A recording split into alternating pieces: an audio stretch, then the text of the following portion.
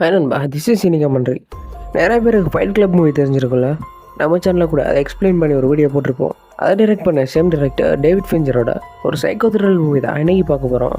அதுவும் கிளைமேக்ஸில் என்னடா பண்ணி வச்சுருக்கீங்க அப்படிங்கிற மாதிரி இருக்கும். எதுலேயுமே பிராட் பிட் தான் நடிச்சிருக்காரு. நம்ம சேனலுக்கு புதுசாக வந்துருக்கீங்கன்னா மறக்காமல் சேனலை சப்ஸ்கிரைப் பண்ணி சப்போர்ட் பண்ணுங்கள். பக்கத்தில் இருக்கிற பெல் ஐக்கனையும் கிளிக் பண்ணிக்கோங்க. சோஷியல் மீடியா பேஜில் ஃபாலோ பண்ணலன்னா ஃபாலோ பண்ணிவிடுங்க. இந்த படத்தோட ஸ்டார்டிங் சீனில் ஒரு டிடெக்டிவ் காட்டுறாங்க. இவரோட பேர் வில்லியம். அவரோட கேஸை பற்றி இன்வெஸ்டிகேட் பண்ணிகிட்டு இருக்காரு. அதாவது என்ன கேஸ்னா, ஹஸ்பண்ட் ஒய்ஃபுல் நடந்த சண்டையில் ஒய்ஃப் ஹஸ்பண்டை சுட்டு கொண்டிருக்கா. அந்த இடத்துக்கு வந்து தான் வில்லியம் செக் பண்ணிகிட்டு இருக்காரு. இவரோட கேரக்டர் பற்றி சொல்லணுன்னா ரொம்பவே பொறுமையான பயங்கரமான ஆள்.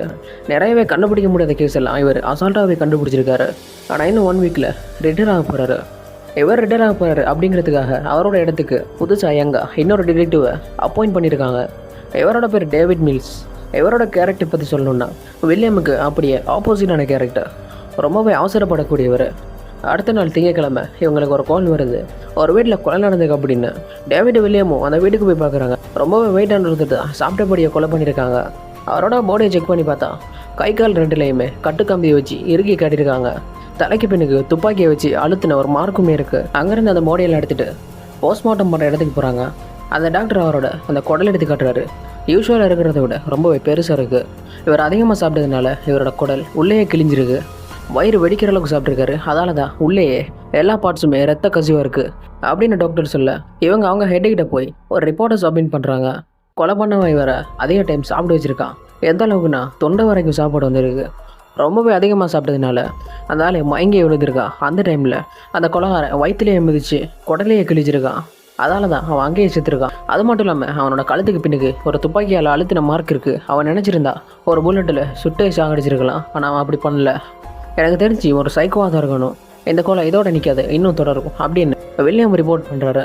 அடுத்த கொலை நடக்கிறதுக்குள்ளே உங்களால் அவனை கண்டுபிடிக்கவே முடியுமா அப்படின்னு ஹெட்டு கேட்க, என்னால் இந்த கேஸை தனியாக ஹேண்டில் பண்ண முடியும், எனக்கு எந்த ஒரு அசிஸ்டண்ட்டும் வேணாம் அப்படின்னு வில்லியம் சொல்ல, ஆமாம் என்னால் இருந்தாலும் கூட சேர்ந்து வேலை பார்க்க முடியாது, இந்த கேஸ் அந்த ஒன்று பார்க்க வேண்டாம், நான் பார்த்துக்கிறேன், என்கிட்ட கொடுங்க அப்படின்னு டேவிட் சொல்ல, அந்த இடத்துல 2 பேரும் சண்டை போட்டுக்க ஆரம்பிக்கிறாங்க. உங்களுக்கு ரிட்டராக இன்னும் ஒரு வாரம் இருக்குல்ல, அதுவும் இல்லை, நீங்கள் 2 பேரும் சேர்ந்து இந்த கேஸை கண்டுபிடிங்க அப்படின்னு ஹெட்டு சொல்ல, இது பிடிக்காம டேவிட் அந்த இடத்துலேருந்தே கிளம்புறான்.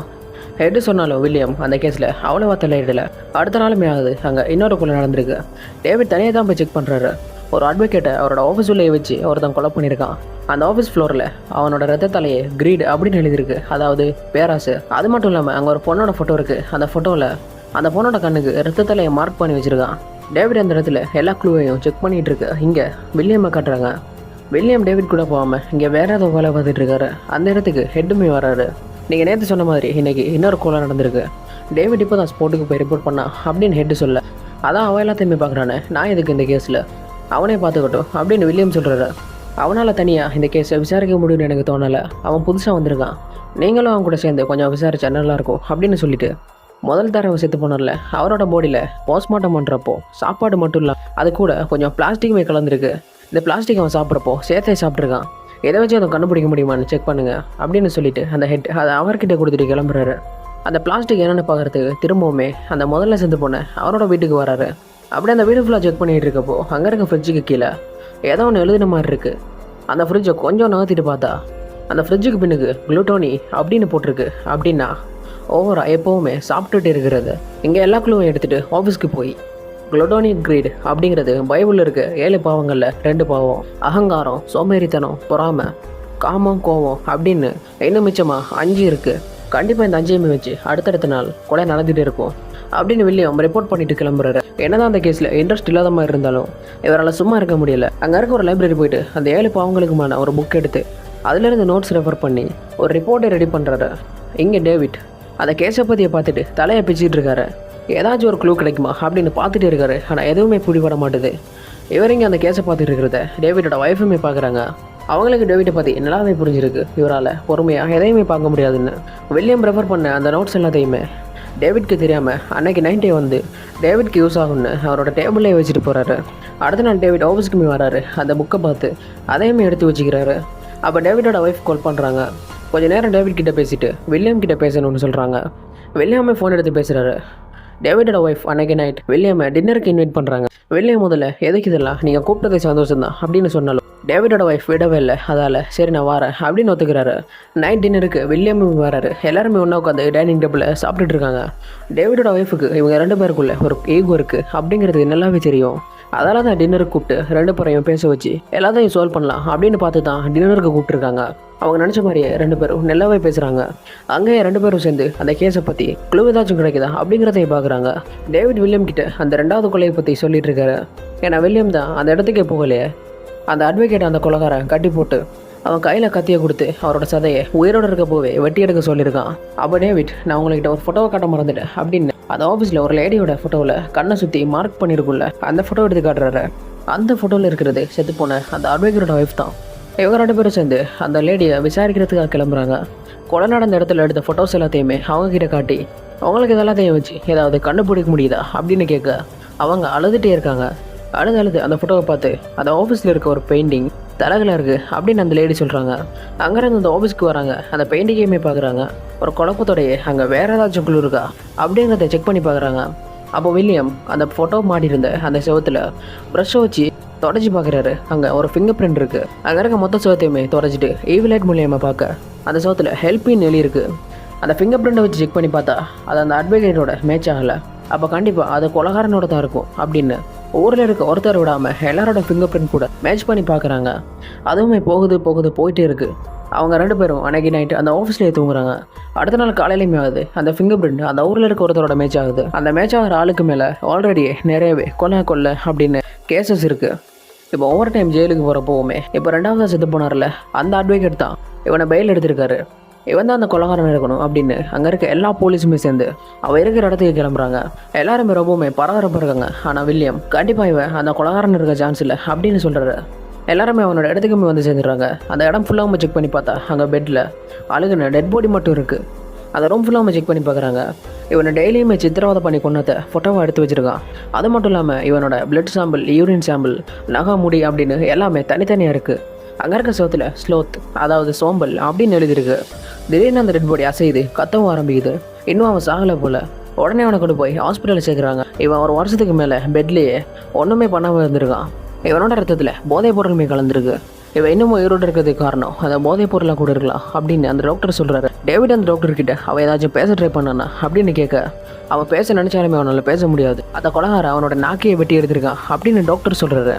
அவன் பொழைக்கிறதுக்கு ஏதாச்சும் வாய்ப்பு இருக்கா அப்படின்னு கேட்க அவன் கண்ணில் ஒரு டார்ச் அடித்தாலே அவன் அந்த அதிர்ச்சியிலே செத்துருவான். அந்த லெவலுக்கு அவனோட பாடி சென்சிட்டிவாக இருக்குது. டார்ச் அடித்தாலே சாகிற லெவலுக்குன்னா அவனை ரொம்ப அதிகமாகவே அந்த கொலகாரன் டார்ச்சர் பண்ணியிருக்கான். அவன் எவ்வளோ கஷ்டப்படுறதுக்கு சாகிறதே மேல் அப்படின்னு அந்த டாக்டர் சொல்கிறாரு. அன்றைக்கி நைட்டுமே ஆகுது. அப்போது டேவிடோட ஒய்ஃப் வில்லியமுக்கு கால் பண்ணுறாங்க. அவங்கக்கிட்ட முக்கியமான ஒரு விஷயம் சொல்லணும், நாளைக்கு நம்ம மீட் பண்ணலாமா அப்படின்னு கேட்குறாங்க. வில்லியமும் மீட் பண்ணலாம் அப்படின்னு சொல்ல அடுத்த நாள் காலையிலேயே 2 பேரும் மீட் பண்ணுறாங்க. நான் உங்ககிட்ட முக்கியமான ஒரு விஷயம் பேசணும் அப்படின்னு சொல்லி அவங்க தயங்கி பேசுகிறாங்க.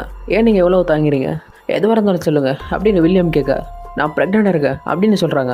எதையும் தயங்கி சொல்கிறீங்க, இது நல்ல விஷயம் தானே அப்படின்னு வில்லியம் சொல்கிறாரு. இல்லை, எனக்கு இந்த குழந்தைய பெற்றுக்கிறது பயமாக இருக்குது. எனக்கு இந்த ஊரில் தெரிஞ்ச ஒரே ஒரு ஆள் நீங்கள் தான். அதான் உங்ககிட்ட ஏதாச்சும் சஜஷன் கேட்கலாம் அப்படின்னு கேட்டேன்.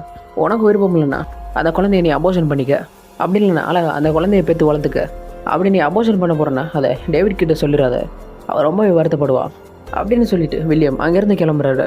அங்கேருந்து ஆஃபீஸ்க்கு வந்தா டேவிட் அந்த பைபிள் இருக்க 7 பாவங்களையுமே போட்டில் எழுதி ஏதாச்சும் குழு கிடைக்குமா அப்படின்னு பார்க்குறாரு. நம்ம எதுக்காக அந்த கொலைகாரன் அடுத்தடுத்த கொலை பண்ணுற வரைக்கும் காத்துட்டு இருக்கணும், அவன் கொலை பண்ணுறதுக்குள்ளே அவனை போய் பிடிச்சிடலாமே அப்படின்னு வில்லியம் கிட்டே கேட்க நம்ம நினைக்கிற அளவுக்கு அவன் சாதாரண கொலைகாரன் இல்லை. 1 வருஷத்துக்கு ஒருத்தனை கொடுமை பண்ணி கொண்டிருக்கான்.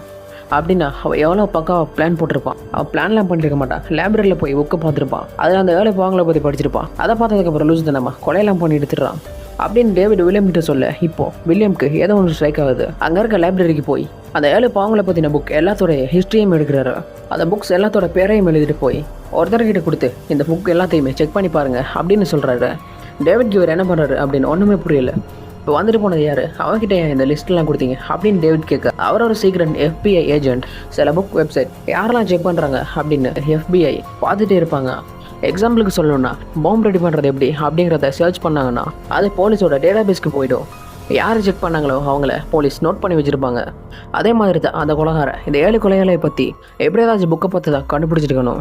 யாரெல்லாம் அந்த புக்கை படிச்சிருக்காங்க அப்படிங்கிறத லிஸ்ட் எடுத்தோன்னா அதை வச்சு கொலைக்காரன் யாருன்னு நம்ம ஈஸியாகவே கண்டுபிடிச்சிடலாம் அப்படிங்கிறத டேவிட் கிட்ட வில்லியம் சொல்கிறாரு. கொஞ்ச நேரத்தில் யாரெல்லாம் படிச்சிருக்காங்க அப்படிங்கிற லிஸ்ட்டை அந்த ஏஜென்ட் எடுத்துகிட்டு வந்து கொடுக்குறாரு. அதில் தேடி பார்க்குறப்போ அதில் ஒருத்த மட்டும் அந்த பாவங்களை பற்றி நிறைய புக்ஸை படிச்சிருக்கான். அவருக்கு இடத்த கண்டுபிடிச்சி போகிறாங்க. அவரும் அப்பார்ட்மெண்ட்டில் தான் இருக்கான். இவங்க அங்கே போய் செக் பண்ணிட்டு இருக்கிறப்போ தூரத்துலேருந்து வந்த ஒருத்தன் திடீர்னு கன் எடுத்து இவங்க 2 பேரையுமே ஷூட் பண்ண ஆரம்பிக்கிறான். ஷூட் பண்ணிட்டு அங்கேருந்து ஓடுறான். இவங்களும் அவனை விடுற மாதிரி தெரியல. பின்னாடியே துரத்தி போகிறாங்க. துரத்தி போய் ஒரு வழியாக பிடிச்சிடுறாங்க. ஆனால் அவன் டேவிடை போட்டு அடித்து துப்பாக்கி எடுத்து தலையிலேயே பாயிண்ட் பண்ணுறான். ஆனால் அவன் டேவிட் ஒன்றுமே பண்ணல, அங்கேயே விட்டுட்டு போயிடுறான். அவன் நினச்சிருந்த டேவிட்டை அங்கேயே சுட்டுருக்கலாம், ஆனால் சுடலை. இதுக்கு கண்டிப்பாக வேற ஏதோ காரணம் இருக்கும் அப்படிங்கிறது இவங்களுக்கு புரியுது. சும்மாவே டேவிட் கோவப்படுவார். அதுவும் இப்போ ஒருத்தன் அடிச்சு என் கண்ணையை தலையில் வச்சிருக்கான். அந்த கோவத்தில் திரும்பவுமே அந்த அப்பார்ட்மெண்ட்டுக்குள்ளே வந்து அந்த கதவை தட்டினா யாருமே கதவை திறக்க மாட்டாங்க. சரி, கதவை உடச்சிட்டு உள்ள போகலாம் அப்படின்னு பார்த்தாலும் நமக்கு இந்த வீட்டை செக் பண்ணுறதுக்கான எந்த ஒரு வாரண்ட்டுமே இல்லை, நம்ம இதை செக் பண்ண முடியாது அப்படின்னு வில்லியம் சொல்கிறாரு. அவன் நம்மளே அடிச்சு போட்டுருக்கான், இதுக்கு மேலே நமக்கு என்ன தேவை அப்படின்னு டேவிட் கேட்க, என்ன நடந்தாலும் வாரண்ட் இல்லாமல் நம்ம எதுவுமே பண்ண முடியாது அப்படின்னு வில்லியம் சொல்ல, அதை டேவிட் கேட்குற மாதிரி தெரியல. அந்த கதவை உடச்சிடுறாரு. இப்போ கதவை உடச்சிட்டாங்க, வேறு வழி இல்லை, ஏதாச்சும் பிளான் பண்ணி தாங்கணும். வெளியில் இருக்க ஒரு லேடியை கூப்பிட்டு இப்போ அவங்க செக் பண்ணாங்களே அந்த அப்பார்ட்மெண்ட் இருக்கவன் அவன் மேலே அந்த லேடிக்கு டவுட் இருக்குது அப்படின்னு சொல்லி இவங்க தான் போலீஸ்க்கு கால் பண்ணாங்க அப்படின்னு ஒரு ப்ரூஃபை செட் பண்ணுறாங்க. இப்போ இவங்களுக்கு வாரண்ட் கிடச்சிருச்சு. இப்போ 2 பேரும் போய் அந்த வீடை ஃபுல்லாக செக் பண்ணி போகிறாங்க. வீடு ஃபுல்லாகவுமே புக்ஸாக இருக்குது. அது மட்டும் இல்லாமல் செத்து போனவங்களோட ஃபோட்டோஸுமே இருக்குது. இதெல்லாத்தையும் வச்சு இவன் தான் கொலைகாரன் இருப்பான் அப்படின்னு முடிவு பண்ணுறாங்க. அந்த ரூமில் இன்னும் ஃபுல்லாக செக் பண்ணி பார்க்குறப்போ அங்கே தொங்குற ஃபோட்டோஸில் டேவிடோட ஃபோட்டோவுமே இருக்குது. அதை பார்த்ததுமே டேவிடுக்கு பக்குன்னு ஆயிடுது. வில்லியம் கூப்பிட்டு அதெல்லாத்தையுமே காட்டுறான். வில்லியம் அந்த ஃபோட்டோவை வந்து பார்க்குறாரு.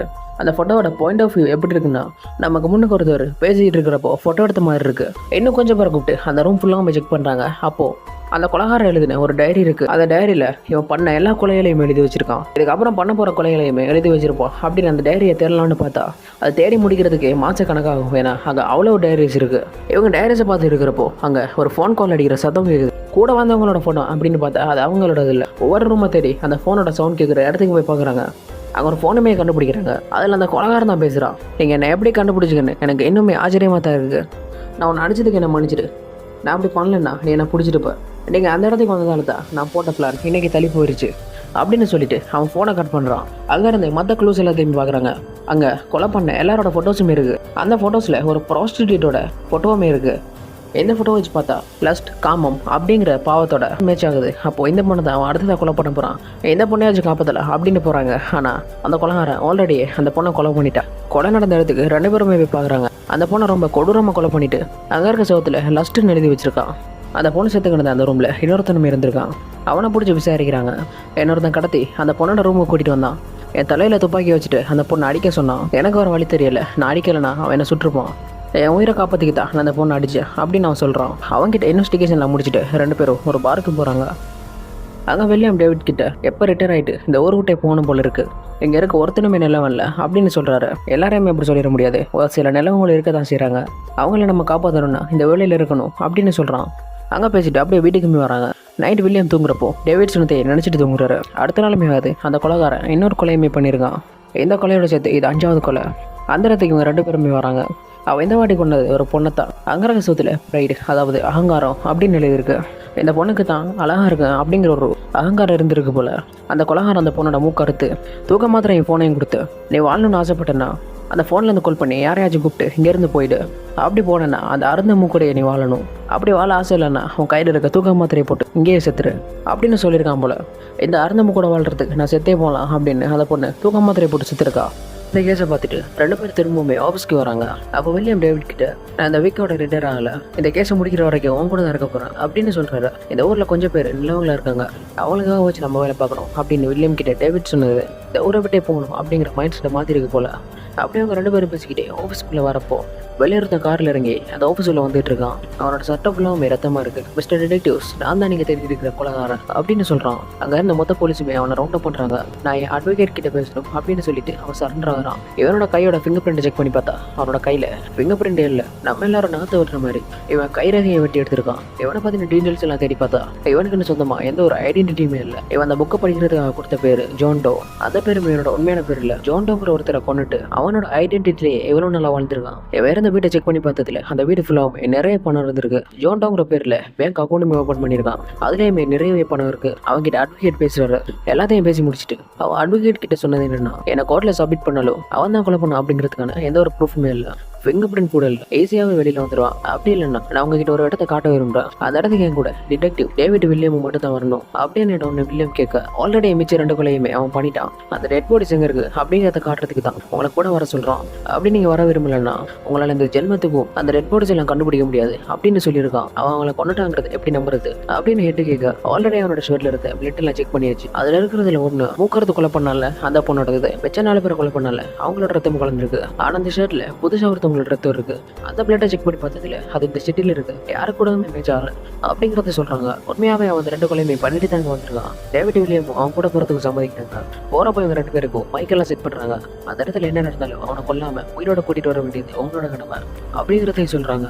2 பேரும் அவனை கூட்டிட்டு கிளம்புறாங்க. அவங்க கிட்ட சொன்னதே யாருமே நம்மளை ஃபாலோ பண்ணக்கூடாது அப்படின்னு. ஆனா இவங்க ஹெலிகாப்டர்ல ஃபாலோ பண்றாங்க. ஹெலிகாப்டர்ல ஃபாலோ பண்றது தெரியக்கூடாது அப்படிங்கிறதுக்காக ஹெலிகாப்டரோட ஃபேனோட சத்தம் கேட்கக்கூடாதுன்னு ரொம்பவே தள்ளி ஃபாலோ பண்றாங்க. 3 பேரும் கார்ல போறப்போ டேவிட் அந்த கொலைக்காரன் கிட்ட எல்லா சைக்கோஸும் கொலை பண்றதுக்கு ஒரு காரணம் இருக்குல்ல, உன் காரணம் என்ன அப்படின்னு கேட்க, அவன் ஏன் கொலை பண்ணா அப்படிங்கிறத சொல்ல ஆரம்பிக்கிறான். முதல்ல சாப்பிட்டபடி செட்டு கிடந்தால அவன் எப்ப பாரு சாப்பிட்டே இருக்கான். அவன் பக்கத்துல நீங்க உட்காந்து சாப்பிட்டீங்கன்னா அவன் சாப்பிட்டதை பார்த்தாலே உங்க சாப்பாடு உங்க தொண்டைக்குள்ள இறங்காது, அதனால தான் அவனை கொண்டு. 2வது அந்த அட்வொகேட் காசு கொடுக்குறாங்க அப்படிங்கிற ஒரே ஒரு காரணத்துக்காக எவ்வளவு பெரிய பெரிய தப்பெல்லாம் செஞ்சவங்கள வெயில வெளியில கொண்டு வந்து இன்னும் பெரிய தப்பெல்லாம் செய்ய வச்சிருக்கான். 3வது அந்த ப்ரோஸ்டிடியூட், அவளால நிறைய பேர் போதைக்கு அடிமையா இருக்காங்க. அது மட்டும் இல்லாம நிறைய பேருக்கு நோயையும் பரப்பிட்டு இருக்கா. அதால அவளை கொண்டு கடவுள் பாவமன்றங்களை தண்டிக்கிறதுக்கு மனுஷர் உங்களை ஒருத்தன் அனுப்புவாரு. அதிங்க நான் தான். ஒவ்வொரு சைக்கோஸ் லூஸ் தானமா ஏதாச்சும் காரணம் வச்சிருப்பீங்கல்ல, அது இருக்கட்டும், எங்க 2 பேரும் மட்டும் ஏன் நீ கூட வர சொன்ன அப்படின்னு கேட்க, உங்க மேல மட்டும் எனக்கு நம்பிக்கை இருக்கு, அதுவும் டேவிட் உன்னை எனக்கு ரொம்பவே பிடிக்கும், உன்னோட ஒரு அழகான வாழ்க்கை அப்படின்னு ஏதோ பேசிட்டு இருக்கான். அப்படியே பேசிக்கிட்டே அவங்க ஒரு இடத்துல வந்து சேர்றாங்க. அங்க டவருக்கு நடுவில் ஒரு ரோடு போகுது, அந்த ரோட்டில் போங்க அப்படின்னு சொல்ல இவங்களுமே அங்க வராங்க. கொஞ்சம் தூரம் போயிட்டு காரை நிப்பாட்ட சொல்றாங்க. கீழே இறங்கிட்டு எங்கேயா கூட்டிட்டு போறான். அப்போ தூரத்துல இருந்த ஒரு கார் ஃபாஸ்டா வந்துட்டு இருக்கு. அந்த காரை பார்த்த வில்லியம் அங்கிருந்து போய் அந்த காரை பிளாக் பண்றாரு. அதுக்குள்ள இருந்து ஒரு பையன் இறங்குறான். என்கிட்ட ஒருத்தர் $500 கொடுத்து இந்த இடத்துக்கு ஒரு பார்சல் டெலிவரி பண்ண சொன்னாரு அப்படின்னு சொல்லி ஒரு பாக்ஸ் எடுத்து காட்டுறான். வில்லியம் பாக்ஸ் வாங்கிட்டு அந்த பையனை அடிச்சு பத்தி விட்டுறாரு.